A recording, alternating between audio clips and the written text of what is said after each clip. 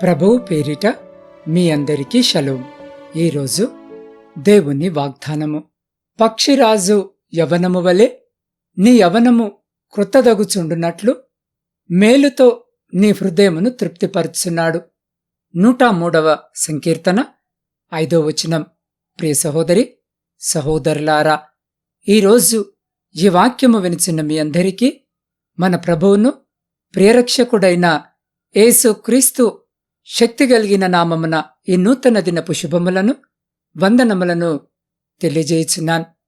ప్రియులారా, చదవబడిన లేఖన భాగమును మనము పరిశీలన చేసినట్లయితే గతించిన కాలం మన జీవితాల్లో ఎప్పటికీ తిరిగిరాదు. దినాలు గడిచే కొలది వృద్ధాప్యము ముంచుకొస్తుంది తప్ప కోల్పోయిన యవనము తిరిగిరాదు. ఇది నిత్య సత్యము. కాని వాక్యము సెలవిస్తుంది, పక్షిరాజు కోల్పోయిన యవనము తిరిగి పొందుకుంటుంది అని. ఇది వాస్తవమా? అవును, వాక్యము చెప్పేది ఏమైనా వాస్తవమే.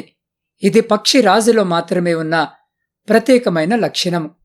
ప్రియులారా, యెహోవా కొరకు ఎదురుచూచువారు నూతన బలము పొందుదురు.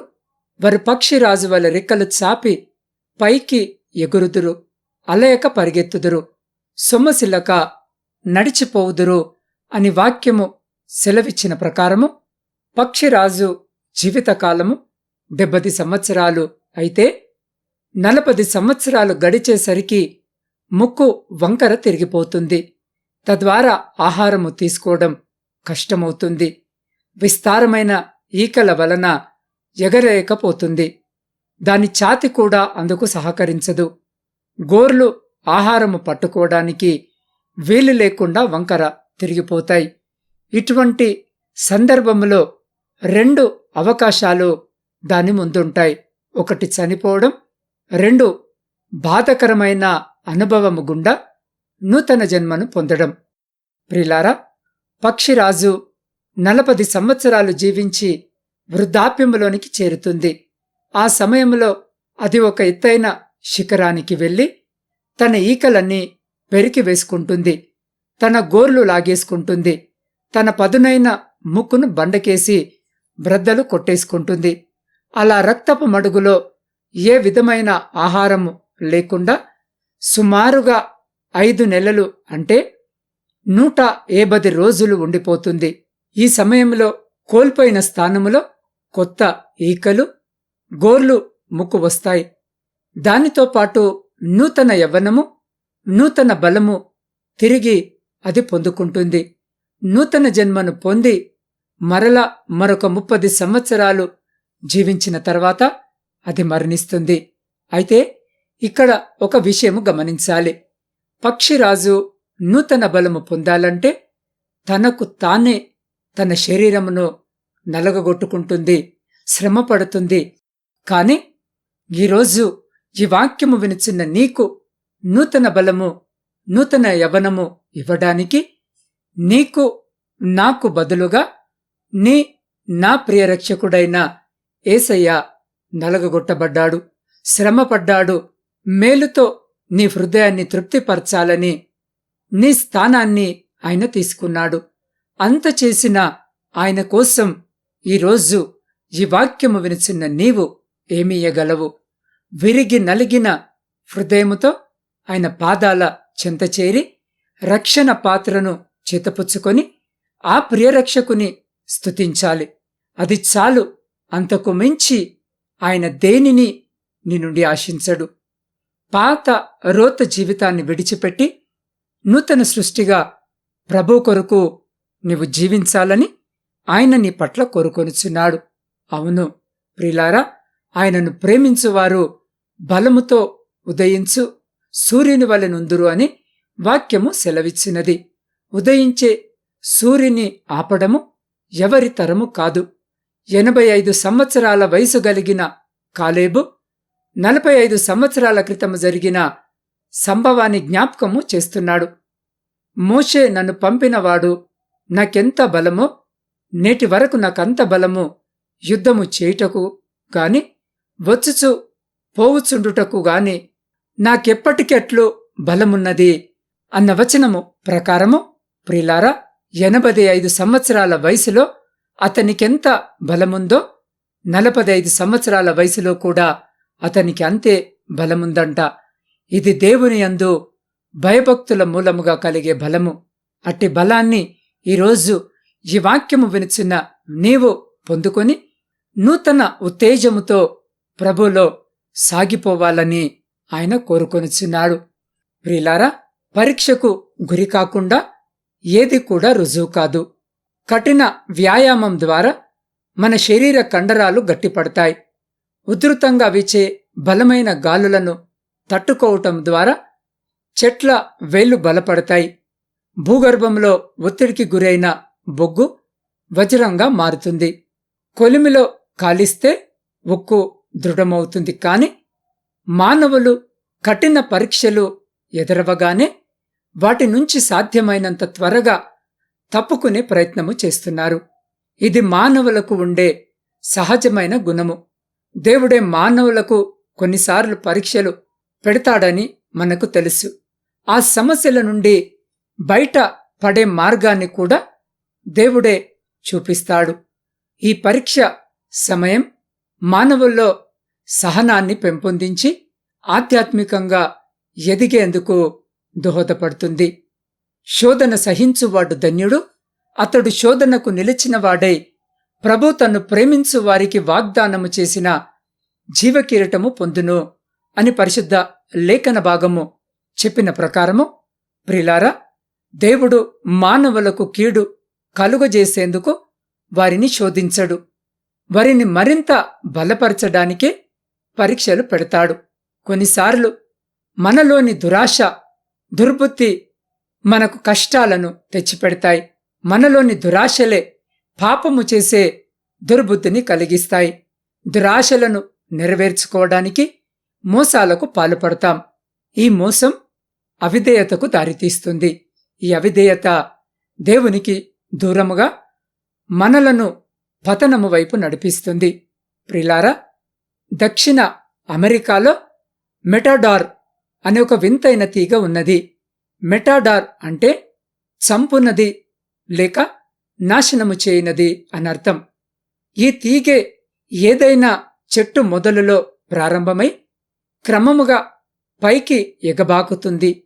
ఈ తీగ క్రమముగా పెరుగుతూ తాను పాకుతున్న చెట్టును నాశనము చేస్తుంది. చివరి వరకు పెరిగిన తరువాత ఒక పువ్వు పూస్తుంది. మానవులో పుట్టే దురాశ కూడా వారిని పతనము వైపు నడిపిస్తుంది. ప్రతివాడు తన స్వకీయమైన దురాశ చేత ఈడవబడి మరలు కొల్పినవాడై శోధింపబడును. దురాశ గర్భము ధరించి పాపమును కనగా పాపము పరిపక్వమై మరణమును కనును అని బైబిల్ చెప్పిన ప్రకారము మన దురాశ వల్ల కలిగే సమస్యలు మనలను అంతమొందించకముందే ప్రారంభములోనే వాటిని కూకటి వేళ్లతో పెకిలించి వేయాలి. ప్రియులారా, దురాశ, దురాలోచనల వల్ల పరీక్షలు ఎదురైనప్పుడు మనము ఈ లోకము వైపు కాదు చూడాల్సింది. అటువంటి క్లిష్టమైన, కష్టతరమైన సమయములో దేవుని వైపు మాత్రమే చూడాలి. డేగపై కాకులు ముక్కుమ్మడిగా దాడి చేసినప్పుడు ఆ డేగ తిరిగి ప్రతి దాడి చేయదు. అది తెలివిగా అందనంత ఎత్తుకు ఆకాశము వైపు ఎగిరిపోతుంది.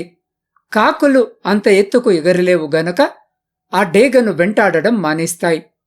యెహోవా కొరకు ఎదురుచూచువారు నూతన బలము పొందుదురు. వారు పక్షి రాజు వలె రెక్కలు చాపి పైకెగురుదురు, అలేయక పరిగెత్తుదురు, సొమ్మసిల్లక నడిచిపోవుదురు అని పరిశుద్ధ లేఖన భాగము సెలవిచ్చిన ప్రకారము, ప్రియులారా, దురాశలు, దురాలోచనలు, కష్టాలు, అవమానాలు, నిందలు మనలను చుట్టుముట్టినప్పుడు వాటికి దూరముగా, అంటే దేవునికి దగ్గరగా దైవ చింతనలో గడిపేందుకు ప్రయత్నించాలి. దేవుడు చేసే అద్భుతం కొరకు ఎదురుచూడాలి. పక్షి రాజు వలె ధైర్యముగా ముందుకు సాగాలి. మనము నూతన ఆశీర్వాదాలు పొంది దేవుణ్ణి మహిమపరచాలి.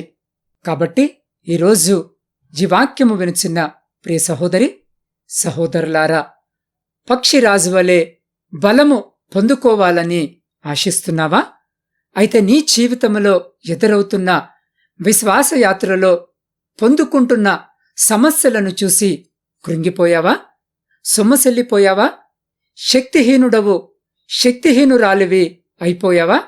అందుకే ఈరోజు ఈ వాక్యము వినిచిన నీ వైపు దేవుడు చూస్తున్నాడు. యెహోవా కొరకు ఎదురుచూచువారు నూతన బలము పొందుదురు అని పరిశుద్ధ లేఖన భాగము సెలవిచ్చిన ప్రకారము, ప్రియ సహోదరి, సహోదరుడా, పక్షిరాజు తన యవ్వనమును ఎలా నూతనపరుచుకుంటుందో దేవుడు కూడా నీ యవ్వనమును నూతనపరిచి మేలుతో నీ హృదయమును తృప్తిపరుస్తాడు. పక్షిరాజు యవ్వనము క్రొత్తదగుట అంటే పక్షిరాజు వలె నూతన బలము పొందడం అంటే దాని వలె మనము కూడా నూతన బలమును పొందుకోవాలంటే మనమేమి చేయాలో పరిశుద్ధ లేఖన భాగం మనకు తెలియజేస్తుంది. ప్రియులారా, పక్షిరాజు కొన్ని సంవత్సరాలు గడిచిన పిమ్మట దాని యవ్వనాన్ని కోల్పోయిన తరువాత వేటాడి దాని ముక్కు మొద్దుబారిపోతుంది. అక్కడిక అది వేటాడలేకపోతుంది. అటువంటి సమయంలో అది ఎత్తైన ఒక కొండపైకి వెళ్లి తన ముక్కుతో తన శరీరంపై ఉన్న ప్రతి ఈకను పీకేసుకుంటుంది. ఆ తరువాత దాని ముక్కును బండకు పెట్టి బాగా అరిగిపోయేలా రుద్దుతుంది. ఎప్పుడైతే ముక్కంతా అరిగిపోతుందో అప్పుడు నూతనమైన ముక్కు మరియు దాని ఈకలు వచ్చేంత వరకు అక్కడది ఏమీ తినకుండా ఉంటుంది. ఎప్పుడైతే పాత వాటి స్థానంలో క్రొత్త ఈకలు ముక్కు వస్తాయో తిరిగి దాని యవ్వనమును పొందుకున్న దానివలే రెట్టింపు వేగముతో మరింత బలముతో ఆకాశము ఎత్తుకు ఎగిరి ఎరవేసి వేటాడుతుంది. అవును ప్రియ సహోదరి, సహోదరుడా, జీవితం చేజారిపోయిందా? ఆత్మీయంగా చచ్చిపోయాను, పాపాన్ని జయించలేకపోతున్నాను, ఏ విషయంలోనూ విజయాన్ని చూడలేకపోతున్నాను, కుటుంబాన్ని కట్టుకోలేకపోతున్నాను, నిరీక్షణ కలిగి జీవించలేకపోతున్నాను అని ఏ విషయాల్లో ఈరోజు ఈ వాక్యమును వినుచున్న నీవు చింతిస్తున్నావో, ప్రియ సహోదరి, సహోదరుడా, పక్షిరాజు ఏకాంతముగా కూర్చున్నట్లు నీవు కూడా దేవుని సన్నిధిలో ఏకాంతముగా ఎందుకు కూర్చోకూడదు? ఏకాంతంగా ఎందుకు ఆయన వైపు చూడకూడదు? ఏకాంతంగా ఎందుకు పరిశుద్ధ లేఖన భాగాన్ని చదవకూడదు? ఏకాంతంగా ఎందుకు కన్నీరు విడుస్తూ విశ్వాసము కలిగి ఆయనను ప్రార్థించకూడదు? ప్రియ సహోదరి, సహోదరుడా, ఈరోజు ఈ వాక్యము వినిచిన నీవు ఏకాంతముగా ఆయన సన్నిధిలో కూర్చో, ఆయన పాదాల యొద్ద కనిపెట్టుకో, ఆయన కోసం ఎదురుచూడు. పక్షిరాజు యవ్వనము వలె నీ ఆత్మీయ జీవితము నూతనపరచబడుతుంది. జీవితంలో పోరాడి ఓడిపోయినా, అలసిపోయినా, నీరసించిన, బలహీనమైన నీకు, సొమ్మసిల్లిన నీకు ఈరోజు దేవుడు తన శక్తిని, తన బలమును, నూతన బలమును అనుగ్రహించి నీ జీవితమును నిర్మిస్తాడు. నీ బ్రతుకును కడతాడు, నీ కుటుంబాన్ని కడతాడు, నీకు గర్భఫలమిస్తాడు, నీ ఆర్థిక బాధలన్నీ తీసివేస్తాడు, నీ బిడ్డల పట్ల నువ్వు కలిగి ఉన్న ఆశను నెరవేరుస్తాడు. ప్రియ సహోదరి, సహోదరుడా, ఎక్కడైతే పడిపోయావో, ఎక్కడైతే అవమానించబడ్డావో, ఎక్కడైతే నిందల పాలయ్యావో అక్కడే ఈరోజు ఈ వాక్యము వినిచిన్న నిన్ను తిరిగి నిర్మిస్తాడు. అక్కడే నిన్ను ఘనపరుస్తాడు. మరి పక్షిరాజు వలె ఏకాంతముగా దేవునితో గడిపే సమయము నీకున్నదా?